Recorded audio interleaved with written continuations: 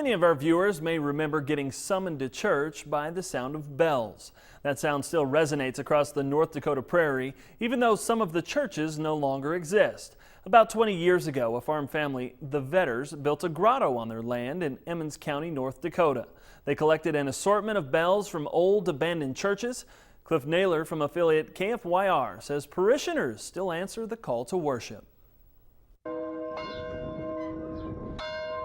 The bells of St. Andrew's, Holy Trinity, and St. Anthony's rang out during a service celebrating the Prairie Hills Grotto.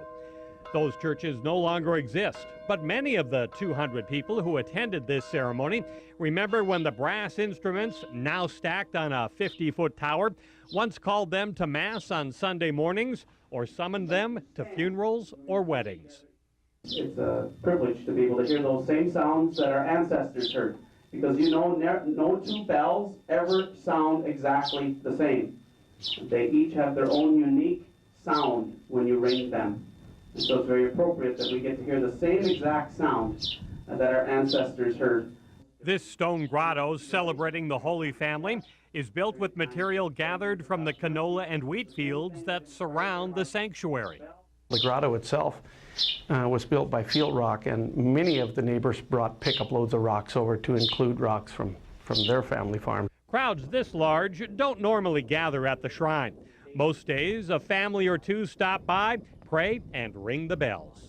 You can hear them almost any day. It's better on a still night. Then you know someone's up here visiting the bells. Visitors from all 50 states and many foreign countries have climbed to the top of the Grotto Hill on the Vetter farm.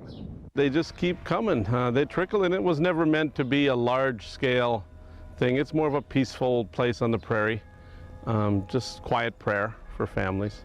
The bells on the Grotto Tower are over 100 years old and can be heard for up to 10 miles away in all directions. Winter, spring, summer, and fall, they continue to call people to prayer and worship. I'm Cliff Naylor, reporting for AgDay. Thanks, Cliff. Up next, a nationwide recall involving some ground turkey. We'll have details in Food in Your Family.